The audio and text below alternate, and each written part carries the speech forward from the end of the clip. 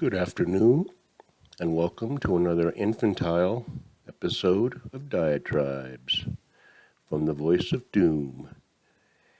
Now here's your incipient and insipid host, Voice of Doom.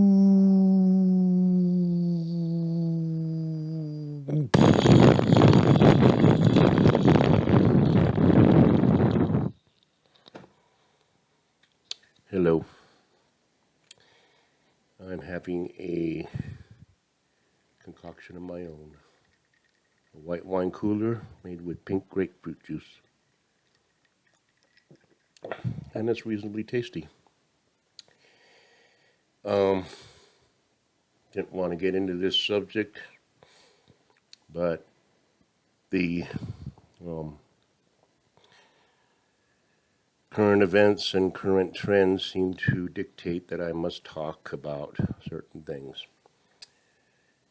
I did a little research, and it's boring, but I will say that infanticide is nothing new.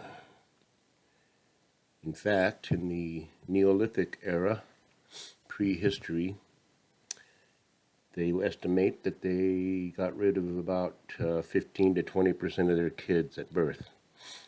Now, let's talk about infanticide for a while before we get into abortion.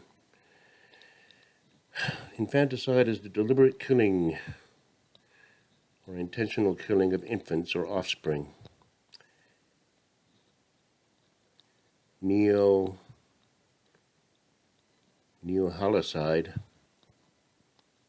Neonalicide, killing within 24 hours of birth, mostly done by mothers for obvious reasons. Now, the first civilization to actually value life were the Egyptians, and they actually rescued babies that were thrown into the manure heap by the Romans and Greeks and raised them. So you got to give that to the Egyptians. But there's been infanticides throughout history. There's still infanticide in North Korea. China had a one baby policy for years between the 70s and 2000s, where they got rid of girls when they were born or before. And I wanted to read a couple things. I don't know if they're connected, but it's talking about infanticide. It's going through the holy book. It's two things that kind of go together. I'm not going to read the whole thing. Exodus chapter 12, verse 29. Now, this was the last plague that was bestowed by God under the Egyptians in order to allow the Israelites to be free.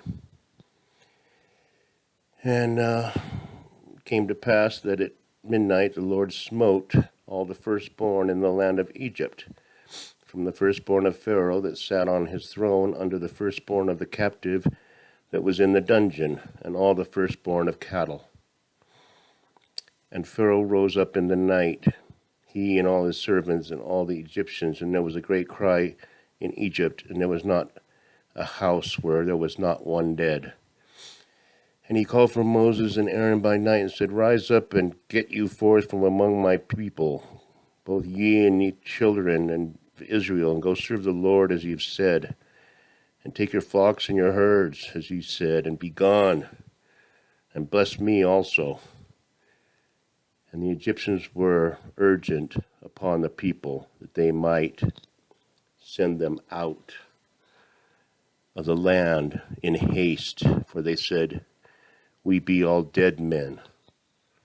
So obviously God struck a nerve there, and they wanted the Israelites out of Egypt. Infanticide. Now, let's go on to the very beginning of the gospel.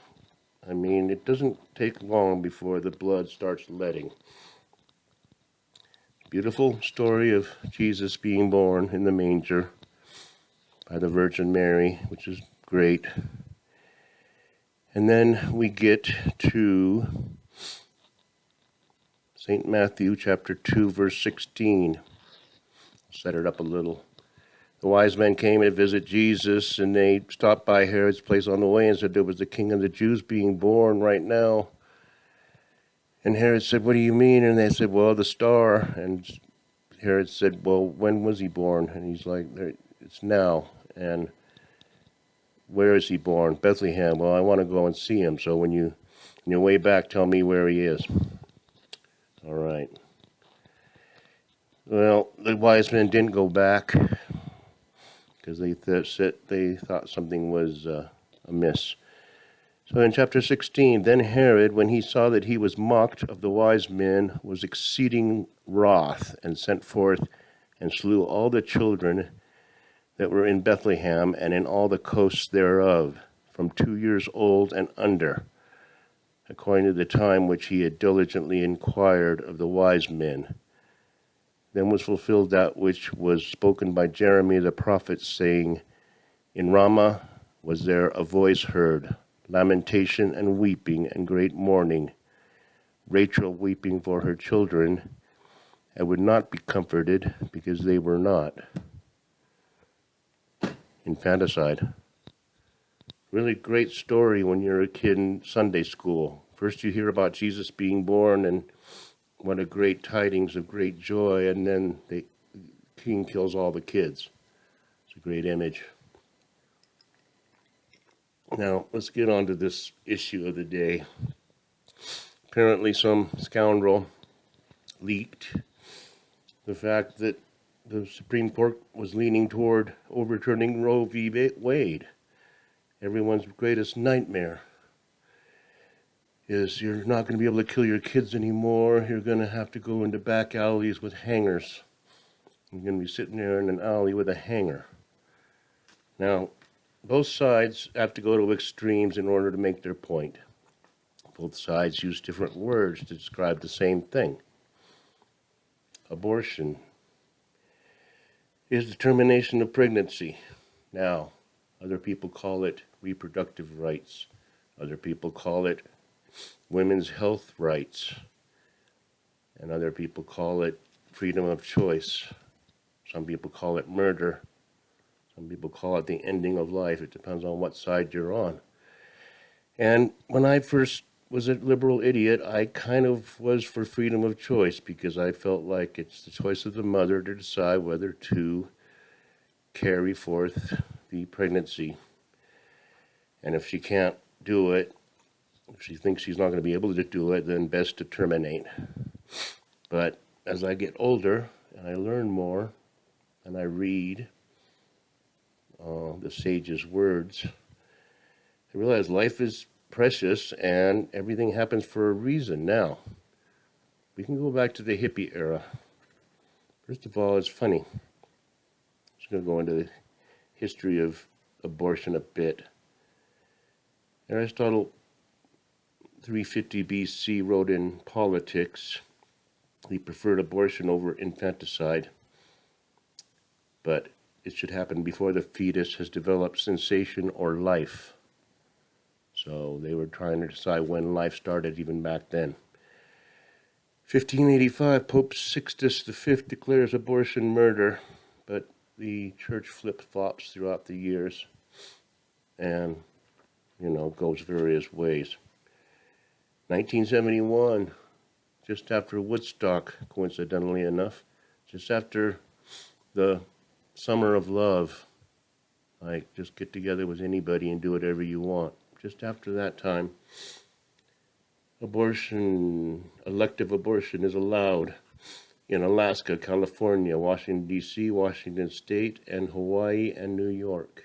They all have something in common, don't they? At least Alaska was probably liberal back then. I don't know about now. But it's obvious. It was allowed in the Soviet Union in 1919, totally legal.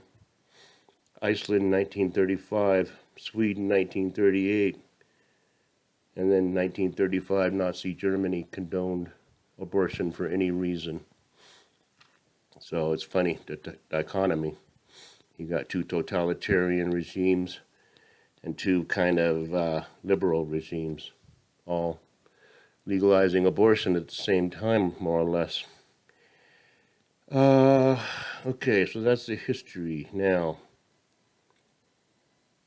what amazes me in all of this is what hills people will die on, or what hills people will fight on. Now, I've only gone to the street twice, and once was just to kind of join in with everybody. I had nothing to do with it. It was happening already. It was during the 80s.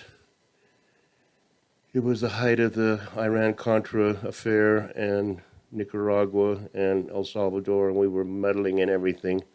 And so we were protesting that. We just wanted U.S. out of Central America. So what?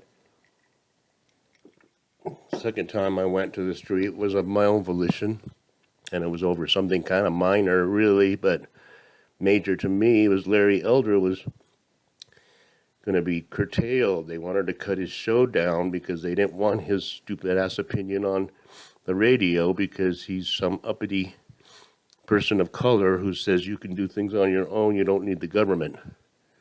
Government's only made things worse. They didn't want to hear that. So I went to the street and went to a demonstration for him, and when I did go there, you'd be surprised, Larry Elder has a lot of different people liking him. He has old white men, he has gangsters. He has Hispanics, and he has Karens, and he has Hollywood hipsters like me, and he has all kinds of different people that like him, so they're not all out there with their swastikas going, let Larry speak. So I was on that subject because it just amazes me that people would say, I'm going to actively demonstrate for killing my kids. I don't know if I want to see my dad out there or my mom. It's like, why are you, out there in the street shouting for abortion rights? Did you want me or not? Whatever. Now, okay, Roe versus Wade doesn't change anything. It just sends it back to the states. Well, it's very interesting that there were no real laws in the states. There weren't laws prohibiting abortion in the states, but there are no real laws codifying, to a certain extent they do, but each state has their own, definition, their own standpoint of what's right and what's wrong. Now, perhaps a very, very conservative state might just outlaw abortion outright, like Utah. I wouldn't put it past them. So then what you do is you get in your car and you drive to California. It's not a long drive. Or Oregon. But to be absolutist and be very like, if you allow this to happen, you see what will happen. Women will be in the alleys. Women will die all over the place. It's only because they're getting abortions when they're not allowed to. Well, why don't you go back to Woodstock and go, wait a minute. I'm going to pleasure myself with a stranger. Maybe I should think about the repercussions of what could happen. And if the most drastic thing does happen where a human life is procreated and conceived, then you better deal with it, huh?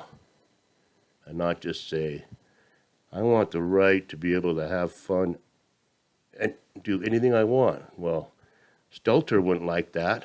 You're not allowed to just do whatever you want. According to him, you better have some controls. So that's where it all stems from, was human values. And I might go on with this subject because even though it's boring, it's kind of the basis for everything too. And I'm a little aghast at how many people will get violent over violence. We want our rights to be violent, so we will take to the streets. And And I don't know what kind of people those are, but I would be talking to them right now and say, why don't you take a good look at yourself, what you're doing, and think about it. You're actively advocating for destroying human life. So what your karma is, I don't want to think about it. But I think I gave you a little to think about for today. And I might revisit this subject because it's probably going to get worse. So I'll bid you good afternoon and enjoy life.